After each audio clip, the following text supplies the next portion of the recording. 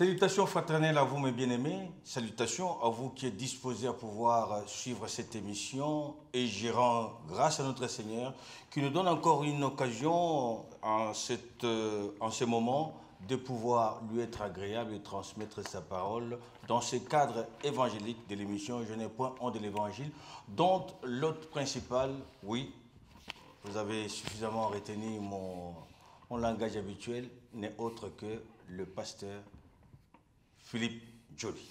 Bonsoir, pasteur. Bonsoir, bien-aimé Steve. C'est devenu un rituel. Hein? Je t'ai appelé Steve. Bonjour, bien-aimé Ventouse. Oui, en fait. Bonsoir.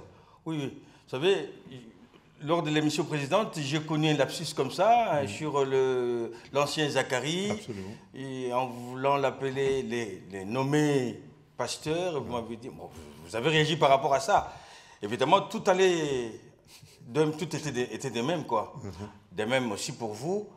Steve, oui, Steve, c'est notre ingénieur, caméraman, donc, qui est à la technique et qui fait tout. Absolument. Voilà. Et moi, c'est Ventouse. Non, mais il n'y a pas de souci. Nous sommes les mêmes. La même équipe. C'est une équipe. Je me souviens d'ailleurs quand on est venu arrêter Jésus dans le jardin de Gethsémane, il a fallu, curieusement, il a fallu que comment s'appelle-t-il, Judas montre Jésus. Voilà. C'est comme si Jésus et son équipe étaient devenus comme les mêmes. Voilà. Et il a fallu, pour l'identifier, il a fallu qu'on le montre. Pourtant, Jésus se promenait dans la ville, pour tout le monde le voyait. Mais là, il a fallu qu'on puisse spécifier que c'était bien lui. Comme si tous avaient la même morphologie. Comme si tous se ressemblaient. Oui. En fait, j'ai l'impression que je t'ai appelé Steve parce que on commence à devenir un peu trop ressemblants les uns les autres. On est un autour de ces cadres. C'était comme on peut trouver des arguments. Non, mais qui sont des arguments vrais. Mais oui, mais en plus, c'est prouvé. Ok. C'est à quoi qu'on est en train de faire une émission sur le frère Steve. Je vous en prie, pasteur. Mais nous reconnaissons que son apport nous est plus que nécessaire.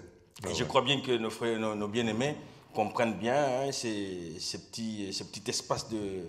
Pas de distraction. Non, en fait, c'est... Tu sais, quand les gens se marient, à un moment donné, ils finissent par se ressembler.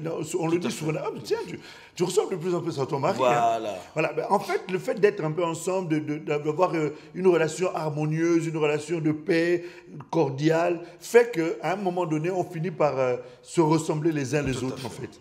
Enfin bref, ceci étant dit, nous vous saluons, très chers bien-aimés, qui êtes toujours aussi fidèles, toujours aussi ponctuels. Quelquefois, à 20h30, déjà, on est déjà connectés. Et je bénis Dieu pour votre fidélité, pour votre constance et pour votre amour que vous nous portez et surtout que vous portez à l'œuvre du Seigneur. Que Dieu vous bénisse richement. Nous vous souhaitons encore des très bons moments dans la présence du Seigneur. Et je vous invite d'ores et déjà à commencer à partager, de manière à ce que le maximum possible puisse être édifié. Que Dieu vous bénisse richement. Oui, pasteur, lors de la précédente émission, vous nous avez parlé sur un sujet aussi important que les autres, intitulé « Il faut que le vase soit brisé ». Et aujourd'hui, il a été promis que nous devons continuer sur ce même sujet. Mais en guise de rappel, que symboliserait le vase? En fait, bon, déjà, notre passage de base se trouve dans le livre de Marc, hein, pour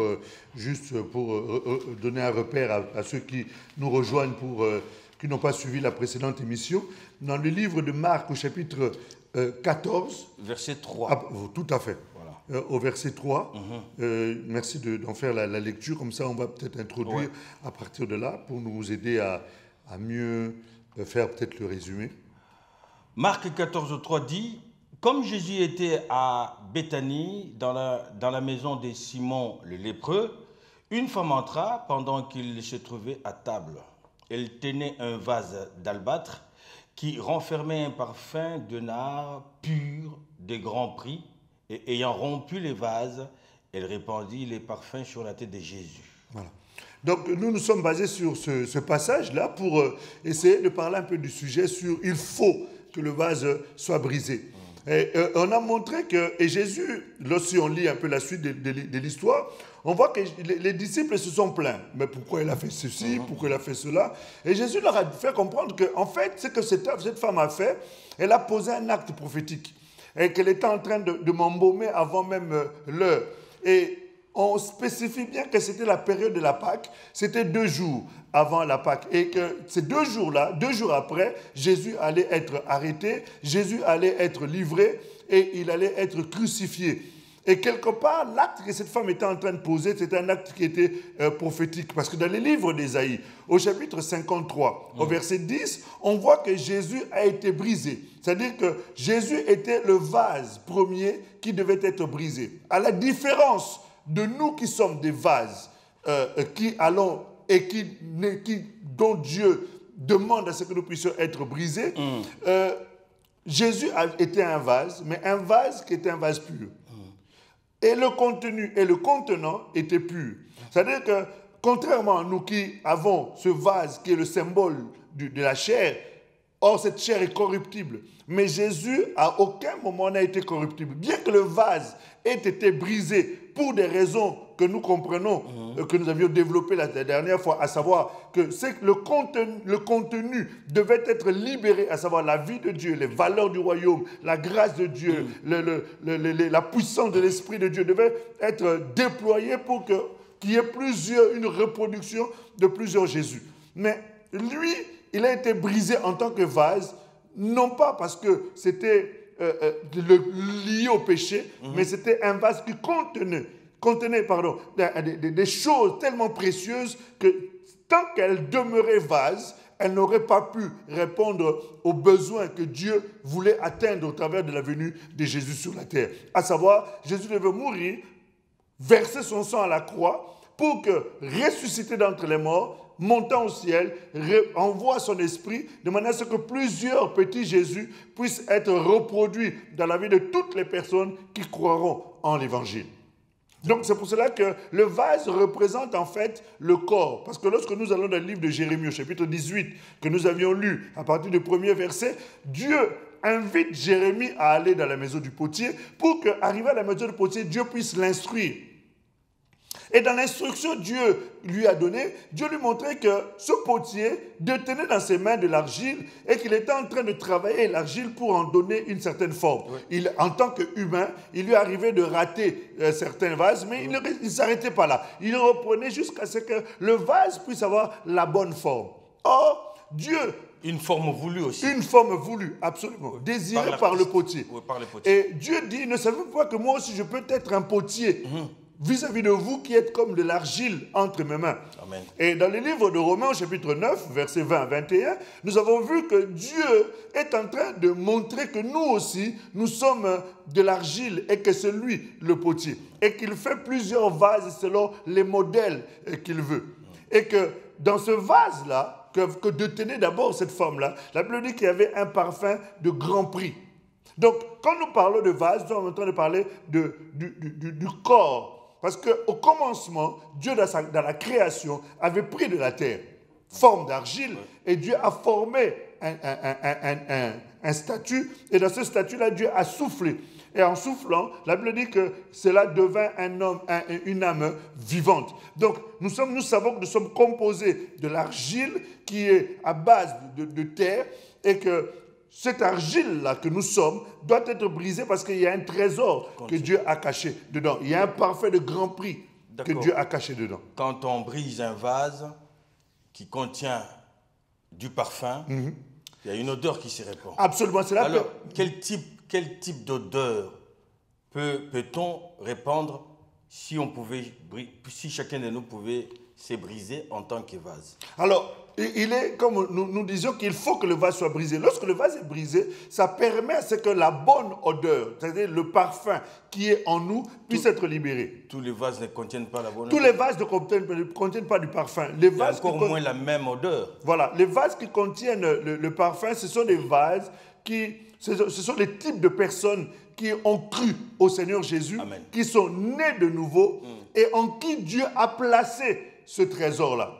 Et en qui Dieu a placé cette bonne odeur. Dans le livre de 2 Corinthiens, me semble-t-il, nous avons lu cela, 2 Corinthiens chapitre 2, au verset 15 à 16, et nous avions même, me semble-t-il, même commencé au verset 14. Oui. On nous dit que, pour être beaucoup plus précis, 2 Corinthiens au chapitre 2, on nous dit grâce soit rendue à Dieu qui nous a toujours fait triompher en Christ et qui répand par nous en tout lieu l'odeur de sa connaissance. Voilà un peu ce que nous devons répandre. Nous devons répandre l'odeur de la connaissance de Dieu. Et nous avons dit également, dans le 2e livre de Corinthiens, au chapitre 4, au verset 13, du verset 7 du moins, que Dieu a mis en nous un trésor. Et ce trésor-là, c'est justement la connaissance de Dieu. La parole de Dieu, c'est vrai, n'a pas d'odeur. D'une manière, elle n'est déjà pas palpable, elle est spirituelle. Néanmoins, lorsque nous vivons cette parole, nous permettons à cette parole de répandre la bonne odeur. C'est pour cela que cette parole étant en nous, et l'apôtre Paul nous exhorte d'ailleurs à avoir cette parole en abondance en nous, dès quand nous gardons cette parole en abondance, c'est ça le parfum que Dieu veut que nous ayons. Mais seulement pour que ce parfum soit inhalé, puisse embaumer, puisse dégager sa bonne odeur, il est nécessaire que le vase qui est le contenant soit brisé. D'accord. Et si chacun de nous, certes, en tant que vase, contenait la connaissance de Dieu qui, en brisant le vase, pourra se répandre. Et si chacun de nous pouvait briser son vase, à quoi servirait-il de briser son vase quand la connaissance de Dieu, on l'a en soi? Alors, il faut déjà comprendre que le vase, c'est l'image spirituelle de la chair. Oui. Alors, or, nous savons que la chair nous empêche de vivre la volonté de Dieu. Écoute ce que le livre de Galates est en train de dire. Galates, au chapitre 5, Galates, au chapitre 5, nous en lirons le verset 16. C'est important parce que ça nous permet de comprendre un peu l'antinomie qu'il y a entre les deux réalités. Galates 5, 16 dit, « J'ai dit donc, marchez selon l'esprit, et vous n'accomplirez pas les désirs de la chair. » Car, ça c'est 17, car la chair a des désirs contraires à ceux de l'esprit, et l'esprit en a des contraires à ceux de la chair. Ils sont opposés entre eux, afin que vous ne fassiez point ce que vous voudrez. Voilà. Vous voudriez. Exactement. Donc on voit ici que le vase, image ou symbole de la chair, a des désirs contraires à la connaissance qui est en nous, qui est une connaissance de l'esprit. Et c'est la raison pour laquelle, comme il y a un combat entre eux, il faudrait bien qu'il y en ait un qui cède. Or, celui qui doit céder dans tout cela, c'est le vase, c'est-à-dire la chair, qui doit être brisée de telle sorte que l'odeur de la connaissance de la parole de Dieu soit répandue. Et cette odeur de parfum, on nous dit qu'elle doit être répandue non seulement au milieu de ceux qui croient au Seigneur et au milieu de ceux qui ne croient pas. Parce qu'au milieu de ceux qui croient, ça les édifie, ça leur permet d'augmenter encore leur connaissance et de voir le modèle de la vie d'un chrétien.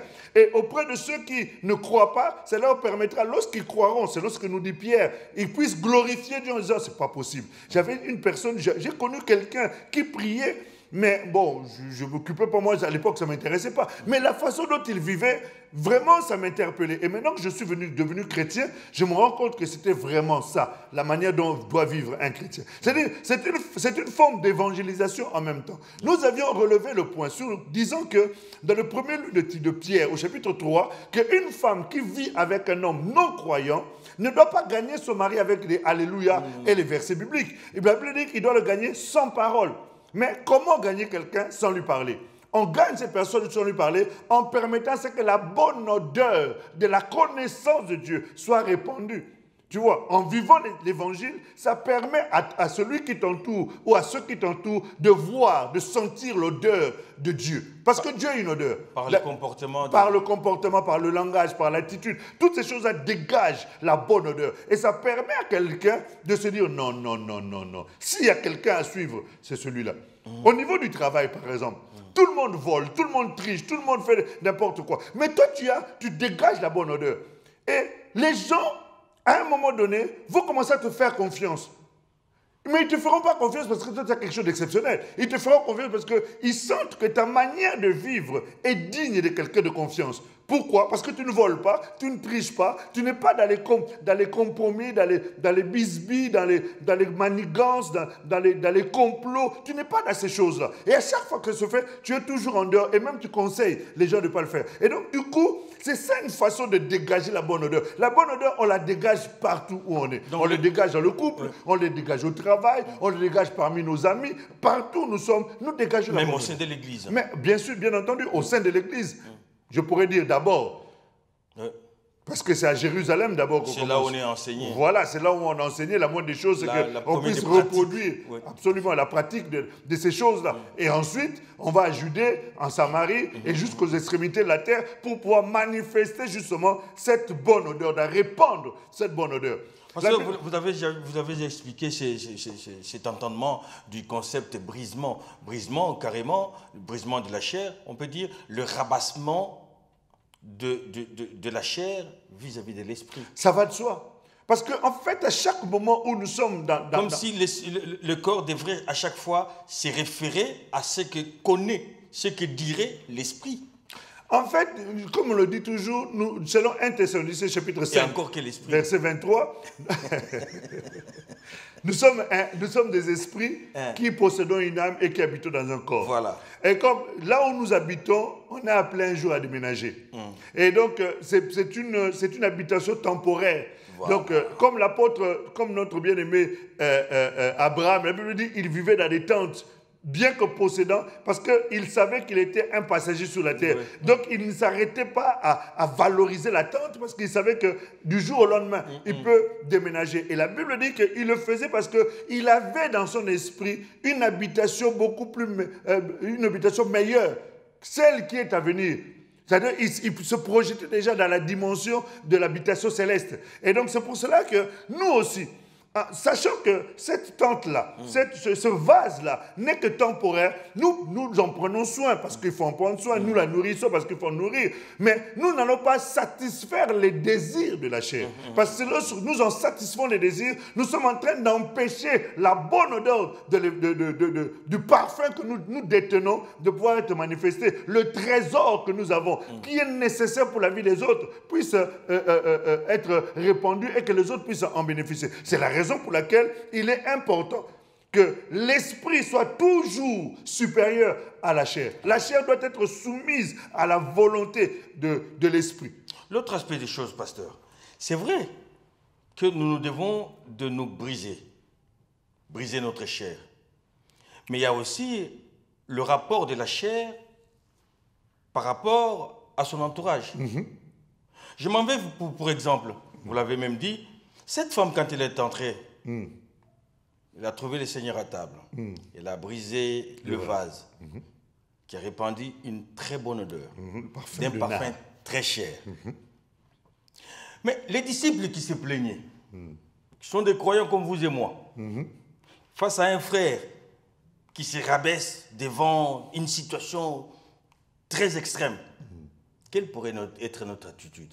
Serait-il seulement de constater les brisements ou bien aussi d'apprécier l'odeur du parfum? Parce que les disciples de Jésus-Christ, ils se sont bien contentés de la valeur tout en ignorant l'odeur qui répandait. Bon, déjà, il faut tenir compte de la réalité de ces disciples-là. Tu sais, Jésus, ces disciples étaient purement charnels. Hein. Mais charnel, pasteur, mais l'odeur, c'était une très bonne odeur. C'était une très bonne odeur, un parfum de valeur quand même. Eux, c'est des intéressés. Ils humaient l'odeur tout en se plaignant. Mais tu sais, c'est comme aujourd'hui. Il y a des gens qui dégagent la bonne odeur. Mais cette bonne odeur-là, ce n'est pas tant l'odeur qui les intéresse, c'est ce que l'odeur est capable d'apporter. La Bible nous dit qu'aujourd'hui, il y a des gens qui prêchent pour leur ventre. Mais quand ils prêchent, qu'est-ce qu'ils font? Ils répandent la bonne odeur de l'évangile. Mais en fait, ce n'est pas tant l'odeur qui les intéresse. C'est le résultat de ce que l'odeur est en train de produire. C'est ce qui s'est passé avec les disciples. C'est que les disciples, eux, ont regretté de ce que cette bonne odeur pouvait rapporter beaucoup d'argent et ils n'ont pas pu bénéficier de cet argent. C'est comme aujourd'hui. Il y a beaucoup de gens qui se rendent compte que la bonne odeur, là, la Bible dit ceci, dans le livre de Timothée, que l'évangile est une source de beaucoup de gains. Amen. L'évangile est une source de gains. Donc il y a des gens qui utilisent la bonne odeur de la connaissance de Dieu, non pas pour que cette odeur-là puisse apporter la vie, puisse apporter le bonheur qu'elle peut avoir en elle pour ceux qui vont humer cela, voilà. mais c'est pour recueillir au contraire le fruit de ce parfum-là. Je ne sais pas si tu comprends. C'est-à-dire que pour eux, le plus profitable, c'était de gagner plus de la valeur de ce que du contenait produit, voilà. et de laisser partir la bonne odeur. À la limite, ils s'en fichent que la bonne odeur aille servir à quelqu'un d'autre, tant mieux, pourvu que nous ayons l'argent. Donc c'est pour cela que ceux qui prêchent l'évangile pour des intérêts mobiles impurs, en fait, eux, c'est comme si, pour eux, cette bonne odeur va faire du bien aux autres, mais pourvu que eux, ils reçoivent l'argent de leur poche et que cela puisse satisfaire leur plaisir. Mais leur plaisir n'est pas tant dans l'odeur du parfum, mais de ce que le parfum est capable de rapporter. Je ne sais pas si je suis clair. Non, c'est-à-dire pour eux, le bénéfice pour eux, c'était ce qu'ils devaient produire. C'est surtout que ça allait produire beaucoup d'argent. Parce qu'on a dit que c'était un parfum de grand prix. Le bénéfice, ce n'était pas le parfum en soi. Ce n'était pas l'odeur du parfum. Le bénéfice, c'était le parfum. Le parfum allait produire beaucoup d'argent. Mais ils s'en fichent de l'odeur. À la limite que l'odeur fasse du bien aux autres, tant mieux. Mais pourvu que moi j'ai l'argent. En fait, aujourd'hui, c'est quoi? C'est qu'il y a des gens qui reçoivent la parole de Dieu, qui ont la parole de Dieu. Et normalement, l'objectif, c'est qu'ils puissent répandre la bonne odeur de la connaissance de Dieu. Oui. Ils répandent cette bonne odeur. Mais ce sont les autres qui en profitent, eux-mêmes n'en profitent pas. Eux, ils profitent de cette odeur, pourvu que cette odeur rapporte de l'argent. Et je ne sais pas si je suis clair. Là, il y a, je ne sais pas si on peut répertorier quelques attitudes. La première attitude, on dit, c'est lui qui répand la bonne odeur, c'est vrai, il les répand de bonne foi et tout ça, et il y a la réceptivité des autres. Et la deuxième attitude, c'est de répandre la bonne odeur dans un intérêt tout à fait personnel. Complètement. Affiché et tout ça. Et c'est ce qui se produit avec les disciples. C'est qu'eux, à la limite, ils s'en fichaient que Jésus puisse être content. Parce qu'en fait, leur réaction, c'était aussi une façon de pouvoir répandre leur odeur, l'odeur de leur vase. L'odeur de leur vase qui, justement, devait être brisé. Et qui sentait comment? Et voilà, ils sentaient très mal parce que Jésus leur a dit, écoutez, vous avez toujours les pauvres avec vous, voilà. Mais moi, vous ne m'avez pas toujours. Donc, ce qui veut dire que le Seigneur avait mal senti, là. Non, le Seigneur avait senti deux odeurs. L'odeur de la mort. De la dame et l'odeur du parfum. Voilà. Effectivement, et il les a repris. Et chemin faisant, nous voyons que les vases de pierre a dû être brisés parce que Jésus, à un moment, a dit, Pierre, il y a un moment donné où tu n'iras plus là où toi tu veux aller, voilà. Mais on t'emmènera de force. C'est-à-dire, à un moment donné, quand le vase est brisé, nous ne faisons plus ce que nous voulons, mais nous faisons ce que le Seigneur désire que nous fassions. Et c'est là où nous répandons la bonne odeur de Christ. Jésus dit, Pierre, quand tu seras converti, alors tu convertiras tes frères. En d'autres termes, Pierre, tu es encore un païen. Païen dans le sens du langage actuel. Parce que à l'époque, Pierre n'était pas un païen. Voilà. Pierre, c'était un hébreu, un juif. Oui. Donc, les païens, c'était des gens qui ne croyaient pas au Seigneur. Donc, à l'époque, Jésus disait déjà qu'il faudrait que tu te convertisses. La conversion, c'est là où justement quelqu'un commence à laisser briser son vase pour que la bonne odeur de la connaissance de Dieu puisse être répandue. Donc Jésus est en train de dire, je comprends, à la limite, je ne te condamne pas de ce que tu as réagi comme ça. Et d'ailleurs, à la limite, ce n'était même pas Pierre, c'était Judas qui avait qui a eu plus de véhémence dans ses réclamations parce que c'est lui qui gardait l'argent. Donc il savait que si nous vendions, nous allions avoir beaucoup d'argent. Donc c'était plus à la limite à l'endroit de Judas qu'on pouvait tenir ce type de langage. Mais bon, nous voyons aussi quelle a été l'issue de sa vie. Il a été se suicider. Ça veut dire que le vase n'était pas brisé, puisque si le vase était brisé, il se serait répandu et il serait revenu au Seigneur et le Seigneur l'aurait pardonné. Mais enfin bref, puisque c'était déjà écrit, les Écritures se sont accomplies. Et le bénéfice du geste de briser son vase? Le bénéfice du geste de briser son vase est à deux titres. D'abord, ça permet à ce que celui qui répand la bonne odeur puisse être content de vivre la vie de Christ. Amen. Et deuxièmement, ça permet au Seigneur d'être heureux de voir son enfant répandre la bonne odeur de sa connaissance. Reconnaissant. Comment? Vous avez dit, ça permet au Seigneur d'être heureux. Oui. Moi, j'ai dit d'être reconnaissant, le Seigneur. Quand tu nous vois agir par sa volonté. Ça fait plaisir au Seigneur. Oui. Ça réjouit son cœur de voir ses enfants. Écoute, regarde. Le diable était en train de se promener. Se promenant, il arrive devant Dieu. Et Dieu lui pose la question, il dit, tu n'aurais pas vu mon serviteur Job.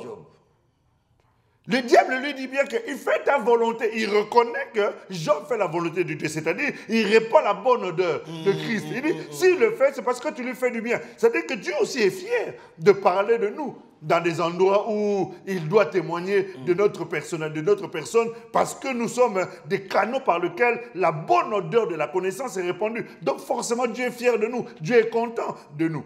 Donc lorsque nous répandons la bonne odeur, non seulement nous-mêmes nous sommes heureux de savoir que nous vivons selon la volonté de Dieu, mais Dieu aussi est heureux parce qu'il voit que nous lui sommes soumis et obéissants. Alors, vous venez de donner l'exemple de Job. Donc, comme il dirait qu'il ne suffit pas seulement de briser son vase, de répandre la bonne odeur, mais seulement on le brise tout en faisant aussi attention au cadre de vie, de la vie quotidienne. Parce que le Satan est revenu par après encore pour tenter Job qui répandait la bonne odeur. Bon, de toute façon, l'objectif du diable, c'est de faire en sorte que nous puissions arrêter de faire la volonté de Dieu. Oui, c'est ce que je dis, il ne suffit pas seulement de casser le vase et dire, moi j'ai cassé, le reste, ce n'est pas mon problème. Mais de toute façon, le vase, dans l'image, on voit que le vase a été cassé une fois. C'est vrai. Mais en réalité, non, le brisement, c'est un processus qui se fait au fur et à mesure que nous évoluons avec le Seigneur. J'étais quelqu'un de nerveux. Lorsqu'il y avait une situation, c'était d'abord ma nervosité qui se manifestait. Mais lorsque le Seigneur brise le vase, il brise en fait cette capacité-là, il me libère de cette influence-là de la nervosité. Et désormais, ceux qui me connaissaient connaissent maintenant la douceur. La Bible dit que votre douceur soit connue de tous. Et celui qui me connaissait comme étant nerveux, lorsqu'il me rencontrera, il verra la douceur. Et quelque part, il va en être étonné et émerveillé de dire, c'est pas possible. Cette personne que je connaissais nerveuse, qui est en train de manifester autant de douceur, ça me dépasse. C'est que vraiment Dieu est grand. Donc, et cette partie-là, il a eu la victoire là-dessus. Et il y a d'autres réalités encore auxquelles le Seigneur va nous emmener pour qu'au fur et à mesure, certains aspects de notre vie concernant le vase soient brisés. Et de manière à ce que nous puissions réellement et d'une manière continuelle manifester la bonne odeur de Christ. C'est pourquoi vous dites que le brisement est un processus. C'est un processus. On n'est pas brisé une seule fois. Ou bien, comment vous appelez ça? On n'est pas brisé une fois, mais une fois qu'on a eu ce choc-là, il y a des fissures ou bien, je ne sais pas. Le brisement, quand est-ce que le brisement total s'accomplit? Le brisement total s'accomplira le dernier jour. Quand nous partirons avec le Seigneur, c'est là où nous serons délivrés pour toujours de la chair. Mais tant que nous sommes sur la terre, le Seigneur a besoin de travailler nos vies, de nous briser au fur et à mesure que nous évoluons avec lui. C'est comme une branche qu'on est en train de couper. À la limite, ça peut être une image similaire. Étape par étape et tout ça. Absolument, ça peut être une image similaire à celle-là. En fait, c'est que la volonté de Dieu, le désir de Dieu est que tous les jours de notre vie, et nous insistons là-dessus, bien-aimés. Vous me direz, mais pasteur, tu as tendance à revenir souvent sur ce thème, parce que c'est important. Nous ne pouvons pas vivre la vie chrétienne en demeurant ce que nous sommes. Il y a quelque chose qui ne va pas. Il est important que la chair soit crucifiée, que nous puissions mourir, nous puissions être brisés pour que la vraie vie de Christ. Et lorsque nous lisons dans les Écritures, la Bible nous dit dans le livre d'Éphésiens, allons-y un peu ensemble, dans le livre d'Éphésiens, du moins Colossiens au chapitre 3. Et d'ailleurs, Colossiens chapitre 3, et nous lirons également Éphésiens au chapitre 4 tout à l'heure.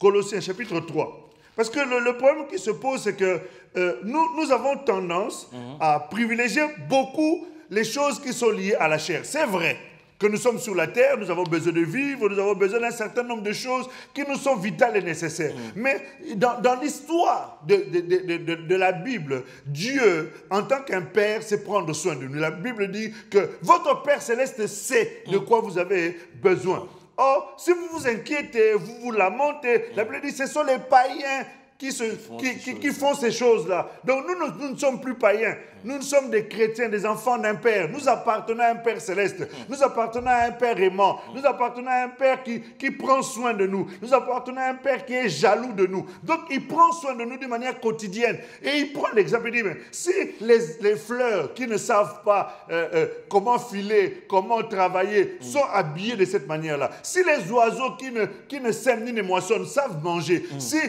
Pourquoi Dieu prendrait soin de ces choses-là et vous qui êtes créés à son image, à sa ressemblance, et vous négligerez?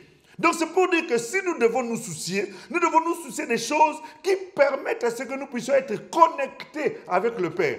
Pour que le Père soit de plus en plus content de nous et qu'il puisse répandre davantage encore de bénédictions dans nos vies. Non pas qu'il réponde parce que nous lui faisons plaisir, mais il répond parce que c'est un Père qui prend soin de ses enfants. Mais dans l'imaginaire humain, on dirait qu'un enfant qui fait plaisir à son papa lui donnerait davantage. Si on peut prendre cet imaginaire-là, pourquoi pas? Mais en réalité, la bénédiction ne dépend pas du fait que nous avons fait bien ou mal. La bénédiction dépend du fait que nous avons déjà été bénis de toutes sortes de bénédictions en Christ dans les lieux célestes. Donc cette bénédiction-là nous accompagne. Maintenant, le problème qui se pose, c'est celui-ci. C'est que Dieu veut que nous puissions non seulement jouir de cette bénédiction-là, mais aussi manifester sa vie. Or, la première de la manifestation de la bénédiction de Dieu, c'est la vie de Dieu d'abord.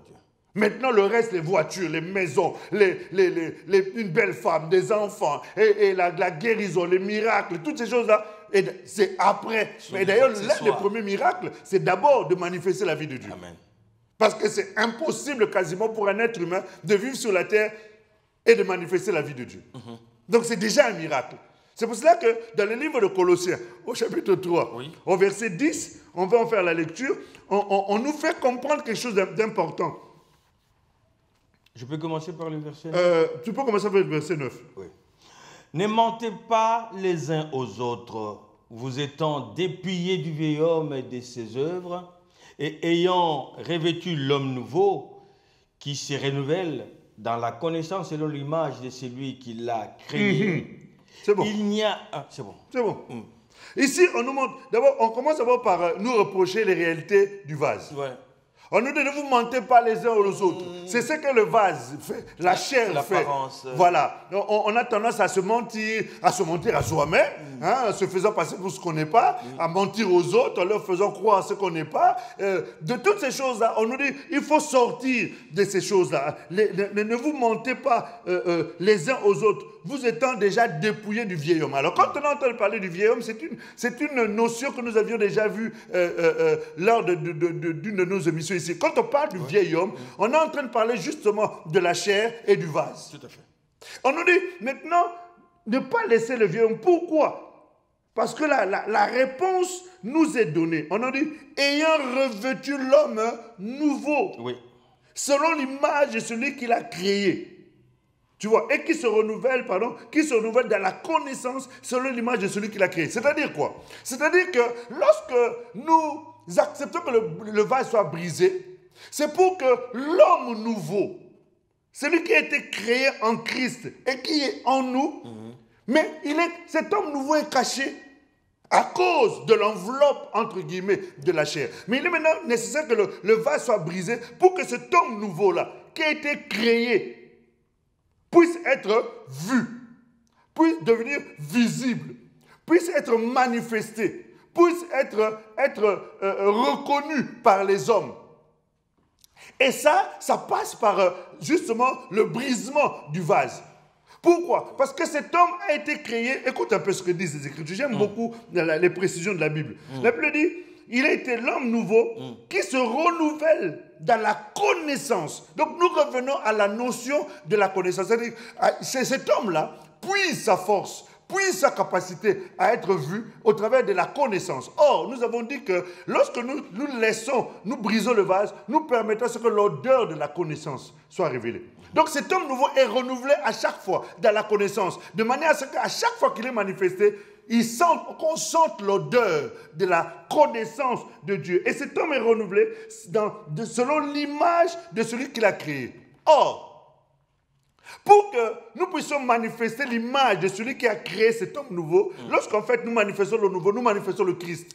L'apôtre Paul est en train de dire ceci. Il a dit, ce n'est plus moi qui vis, mais c'est Christ.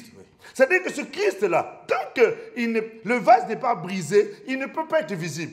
Or, selon Romains, au chapitre 8, me semble-t-il à partir du verset 20 ou 21, la Bible nous dit que le monde entier soupire pour voir la manifestation des fils de Dieu. Or, la manifestation de ces fils de Dieu-là se manifeste justement au travers de l'homme nouveau qui a été créé en Christ Tu vois? C'est pour ça qu'il est nécessaire que le vase soit brisé. Tant que le vase n'est pas brisé, c'est quasiment impossible que l'homme nouveau soit visible. Amen. En parlant du brisement du vase et en faisant allusion à l'homme nouveau, le brisement du vase établit une collaboration parfaite entre l'homme nouveau et la chair. Ce qui fera que l'homme nouveau aura plus d'influence sur la chair et la chair se comportera selon l'homme nouveau. Obligatoirement. C'est là même le désir du Seigneur. Parce que, en fait, nous avons toujours vécu dans la chair. Parce que l'homme nouveau, quand il vient, il retrouve la même chair. Hein. Mais il retrouve la même chair.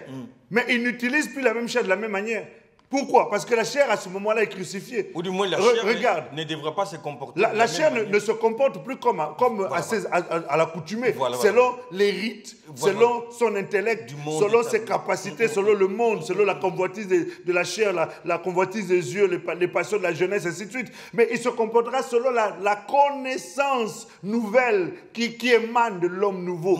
Tu vois? C'est-à-dire que, je prends un exemple concret pour peut-être être beaucoup plus terre à terre. Ok?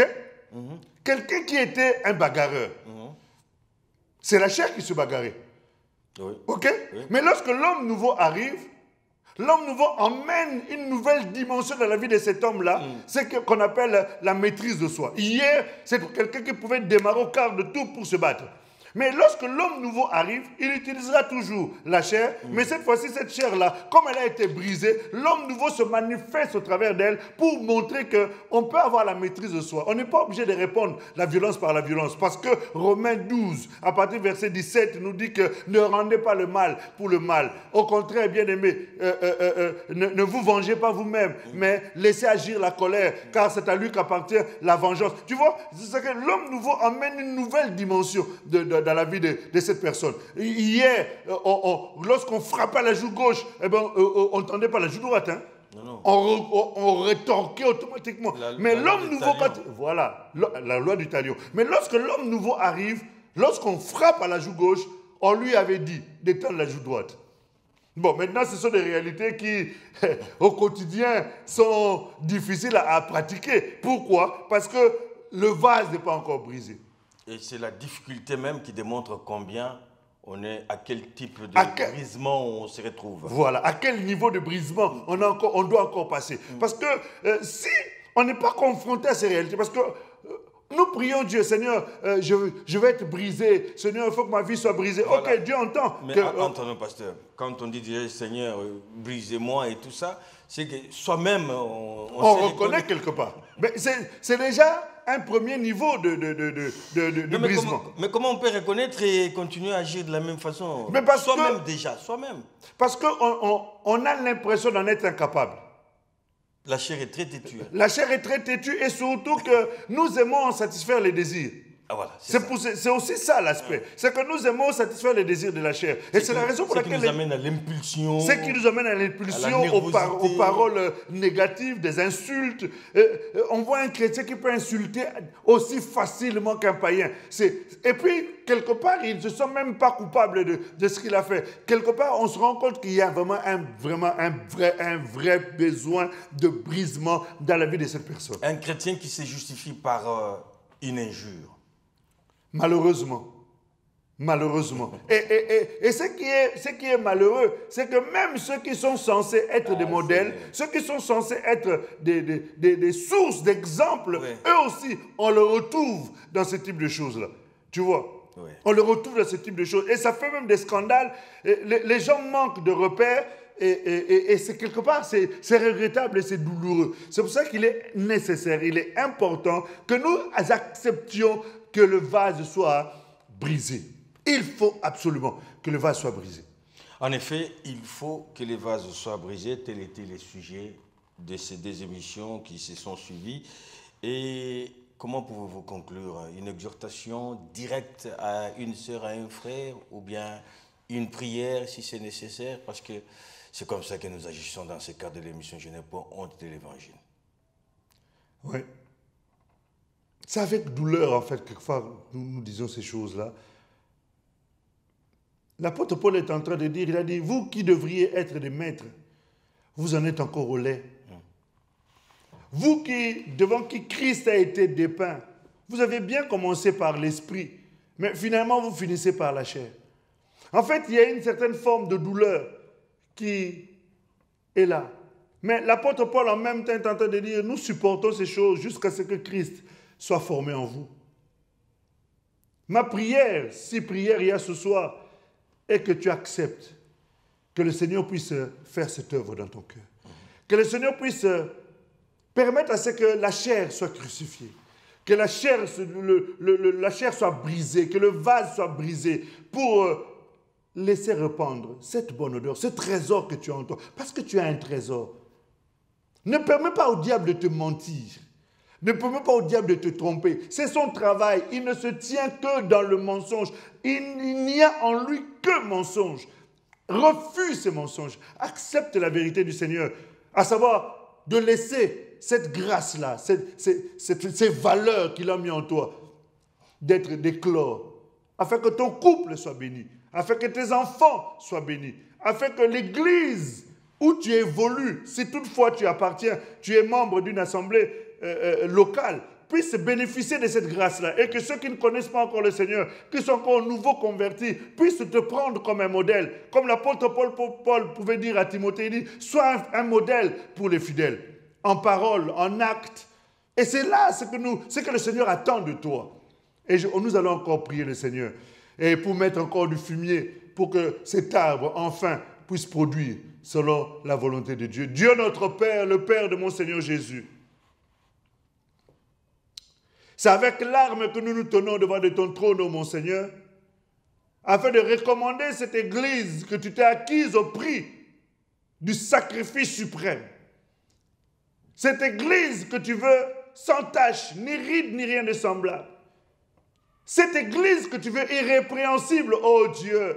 Nous venons te la recommander, Seigneur, afin que selon la richesse de ta grâce, selon la richesse de ta miséricorde, ô Dieu, pour ceux que tu aimes, tu puisses encore étendre ta main de force et de ta droite puissante, et que tu puisses emmener les vases, Seigneur Dieu de gloire, à être brisés. Seigneur, tu en connais le processus, tu en connais les voies, tu en connais les moyens, oh Dieu, pour emmener chacun à être brisé, afin de libérer, oh Dieu vivant, les trésors cachés, afin d'en libérer, éternel, le bon parfum, Saint d'Israël, Dieu de mon salut. Je te recommande ce peuple à ta parole de grâce. Je recommande ce peuple à ta main puissante. Je recommande ce peuple aux ailes, Seigneur Dieu de gloire, de ton ombrage, afin que tu puisses accomplir ce pourquoi tu as emmené chacun au Dieu. Comment pouvons-nous être des témoins vivants, Seigneur, en manifestant la vie de la chair? Comment pouvons-nous être des témoins, Seigneur, oh Dieu, sans laisser l'homme nouveau être révélé, oh Dieu de mon salut? Je prie, Saint des Saints, afin que tu puisses accomplir cette œuvre puissamment dans la vie de chacun.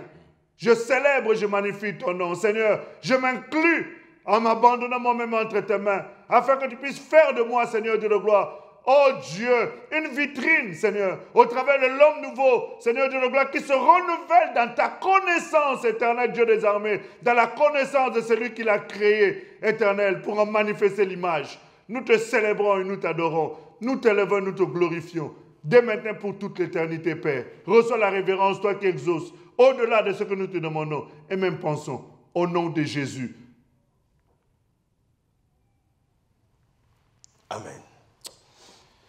Alléluia. Bien, mes chers frères, mes chères sœurs, vous avez bien suivi ce sujet aussi important que les autres. Il faut que les vases soient brisés. Oui, si vous êtes né de nouveau, permettez à l'homme nouveau qui est en vous de pouvoir influencer votre corps, notre chair, pour la gloire de Dieu dans ce monde et pour la gloire de Dieu dans notre vie chrétienne. Bien des bonnes choses chez vous. À la prochaine occasion, toujours dans le cadre de l'émission Genève.1 de l'Évangile, chaque lundi, 20h30. Le rendez-vous, nous le tenons par la grâce de notre Seigneur. Mes remerciements à l'équipe technique, le frère Bart ainsi que le frère Steve. Merci, pasteur. Merci beaucoup, mon bien-aimé. Merci également chez toi, merci, en abondance. Merci. Que Dieu vous bénisse, que l'abondance du Seigneur soit votre partage. La Bible dit qu'il est venu nous donner la vie et la vie en abondance. Que cette abondance vous accompagne dans tous les domaines, surtout partagez, parce que nous voulons que cet évangile soit accessible à tous. Bonne soirée chez vous. Que Dieu vous garde. Continuez à prier pour nous. À bientôt.